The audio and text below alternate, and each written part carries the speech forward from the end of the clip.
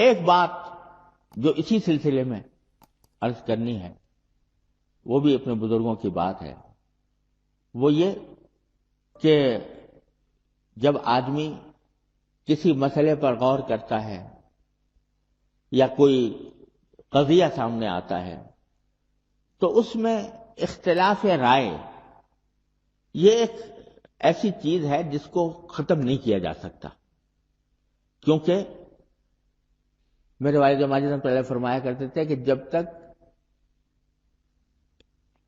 دیانت اور عقل دو چیزیں موجود ہیں اختلاف ختم نہیں ہو سکتا۔ دیانت اور عقل جو ہے وہ ہر آدمی کی مختلف ہوتی ہے، لہذا اس کے راستے سے راہ میں بھی اختلاف پیدا ہو جاتا ہے۔ تو اور دوسری طرف دیانت کہ بھئی جو کچھ میرا ضمیر سمجھ رہا ہے میں اسی کو بیان کروں، میں دوسرے کو خرچ کرنے کے لیے اپنے ضمیر کے خلاف کوئی بات نہ کروں۔ تو اختلاف کیا ہے ختم کے جہاں تک ہونے کا تعلق ہے وہ دو صورتیں ہیں، یا تو سارے بیوقوف ہو گئے اور عقل کسی کے پاس نہ رہی، تو نتیجہ یہ کہ سب ایک ہی بات کے اوپر متفق ہو گئے، سارے بیوقوف ہیں تو بیوقوفی پر سب متفق ہو گئے۔ اور دوسری صورت یہ ہے کہ اللہ بچائے بددیانت ہو گئے کہ دل میں تو کچھ اور ہے اور زبان سے کچھ اور کہہ رہے ہیں۔ لیکن جب تک دیانت برقرار ہے، عقل برقرار ہے، تو اختلاف رائے تو ختم نہیں ہو سکتا۔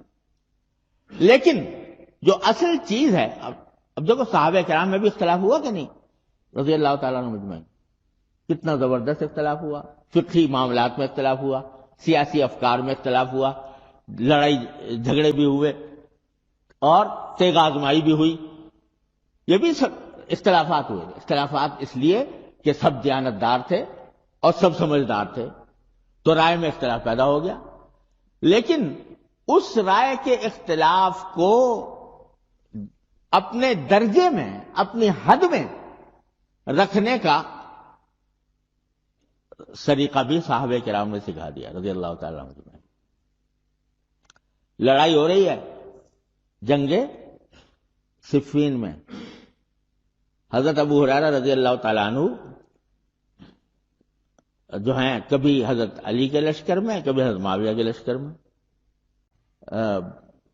حضرت علی کے پیچھے نماز پڑھ کے گئے، حضرت معاویہ کے لشکر میں جا کے ان کے ساتھ کھانا کھایا، تو کسی نے کہا کہ بھائی آپ یہ کیا کرتے ہیں کہ ایک لشکر میں نماز پڑھتے ہیں دوسرے لشکر میں کھانا کھاتے ہیں؟ تو کہا کہ وہاں کی نماز اچھی ہوتی ہے، یہاں کا کھانا اچھا ہوتا ہے۔ اور اس کے نتیجے میں، اور دونوں میرے نزدیک بھائی ہیں، دونوں کا نقطہ نظر جو ہے وہ اپنے نقطہ نظر پہ عمل کر رہا ہے۔ پھر حضرت علی سے کسی نے پوچھا کہ حضرت ان کے خلاف آپ لڑ رہے ہیں تو یہ کیا ہیں؟ تو کہا لیسو کفرتن ولا فسقتن انما ہم اخواننا۔